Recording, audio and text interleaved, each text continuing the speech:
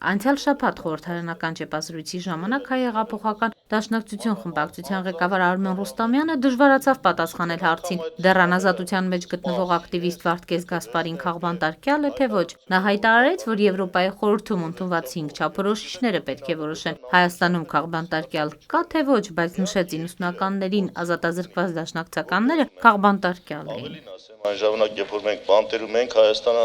Եվրոպայի խորհրդի անդամ չէր, եւ դա էր երևի սանձազերծել իշխանություններին, որ ինչ ուզենան անեն։ Բավական են մի քանի փաստեր առնվազն իրենց հայտարարությունները, որ կատարվել են։ Այսօրվա եթե գնահատականները վերցնենք 5 չափորոշիչները եւ անցած փաստերը համադրենք, միանշանակ քաղբանտարկյալ են։ Բա քաղբանտարկյալը ո՞նց է լինում, եթե օրինակ ես բանտարկվում եմ 2 մահապատժի ենթակա հոդվածներով, ընդհանուր գումարային 65 տարով, բայց հետո դատարանը որոշում է, նույն իրենց դատարանը վերավորակավորում է, փոխում է պատժամիջոցները եւ 3 տարի է որոշում պատիժը։ Այսինքն անգամ այդ ամենը սպարս դիտակետից նայելով երևում է, որ քաղաքական ենթատեքստեր են եղել, բայց դժբախտաբար այդ ժամանակ Հայաստանը այդ կառույցի անդամ չէր։ Ոչ էլ CPT-ի անդամ էր, որտեղ խորհրդանգումների կտանքների հատուկ կոմիտե կա, որը զբաղվում է նույն այդ հարցերը քննելով։ Դրա համար էլ սանձարձակ գործում էին, պաշտպանին, եթե դու ամիսներով չես տեսնում, տեսակցություն չես ունենում, չեն հանում ուղղակի զբոսանքի, լողանալ չեն թողնում, այս ամենը փաստեր են, բայց այն ժամանակ չկար այդ մեխանիզմը դժբախտաբար, հիմա կա։ Արմեն Ռուստամյանը խուսափեց պատասխանել հարցին, թե մարտի 1-ից հետո էլ չեն եղել քաղաքական հայացքների համար հետապնդվողներ եւ բանտարկվածներ։ Նորից եմ կրկնում, ով է որոշում։ Ես ասացի, որոշման չափորոշիչը որն է։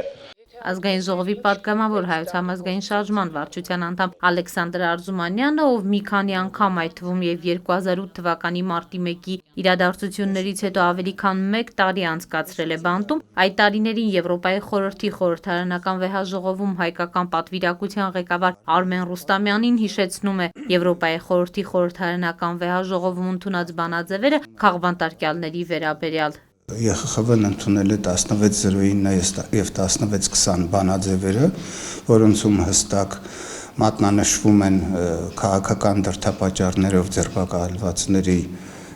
փաստը եւ հորդորում են Հայաստանի իշխանություններին անհապաղ ազատ արձակել այդ մարդկանց, ավելին 2008 թվականի դեկտեմբերին ընդունվեց եւս մեկ բանաձև, որը հիմնված էր համազեկուցողների զեկույցի վրա, թե ինչպես է Հայաստանում ինչպես են իրականացվում 1609 եւ 1620 բանաձևերը, որոնցում միանշանակորեն պնդվում է, որ բոլոր նրանք, ում մեղադրանք է առաջադրվել 225 եւ 300 հոդվածներով, ինչպես նաեւ նրանք, ում մեղադրանք է առաջադրվել միայն եւ միայն ոստիկանության վկայության հիման վրա, համարվում են քաղաքական բանտարկյալներ։ Ուրեմն եղել է ԱԳՕ-ի խմբի զեկույցը, որում միանշանակ հայտարարվել է, որ քաղբանտարկյալներ են, Թոմաս Համարբերգի այն ժամանակ մարդու իրավունքների հանձնակատարի մի քանի զեկույցները, որը այցելել է նաև Հայաստան, եղել է քրեակատարողական հիմնարկներում եւ որը նույնպես այն երկբա հայտարարում է, որ մի քանի տասնյակ մարդիկ ձերբակալվել են իրենց քաղաքական հայացքների համար, ինչը անընդունելի է։ Ազգային ժողովի պատգամավոր նախկին քաղբանտարկյալ Նիկոլ Փաշինյանը Արմեն Ռուստամյանի գնահատականը թողնում է նրա եւ դաշնակցության խղճին, նշում է Արմեն Ռուստամյանի գնահատականով չի որոշվում ով է քաղբանտարկյալ։ Եթե Ռուստամյանը ասում է, որ իրենցից հետո քաղբանտարկյալներ չեն եղել, ուրեմն իրենք առավել եւս քաղբանտարկյալներ չեն եղել։ Ես ձեզ մի բան կարող եմ ասել, որ մինչեւ հիմա իրենց գործերով դատապարտված անձինք կան, որոնք ցմահ ազատազրկում են կրում։ Հիմա նրանք երկար ժամանակ եղել են իշխանության մեջ, բայց ինչի իրենց քաղբանտարկյալ ընկերներին ազատ չեն արձակել մինչև օրս։ Թող իրենք այս հարցի բացատրությունը տան։ Պատգամավորի խոսքով սա մի հարց է, որ չի կարելի քաղաքական շահարկումների կիզակետում դնել։ Ինչպես կարելի է ասել, որ օրինակ 96 թվականին նույն ԱԺՄ-ի կալանավորված ներկայացուցիչները չեն եղել քաղբանտարկյալ։ Իհարկե նրանք էլ են եղել քաղբանտարկյալ։ Իհարկե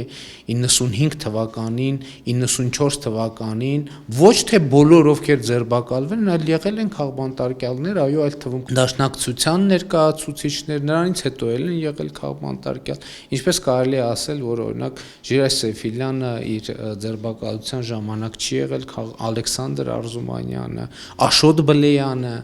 եւ 2008 թվականի իրադարձություններից հետո ձերբակալվածները Շանթ Հարությունյանը, Վարդգես Գասպարին դասական քաղբանտարկյալ էր եւ Վարդգես Գասպարին այդ օրվա 3 օրվա ընթացքում այնպիսի միջոցներ ձեռնարկեցին նրա նկատմամբ, որ հավասար լինի 4-5 տարվա ազատազրկման, որովհետեւ Սիրանուշ Պապյան, Արթուր Ղահրամանյան, Առաջին լրատվական։ ամբողջ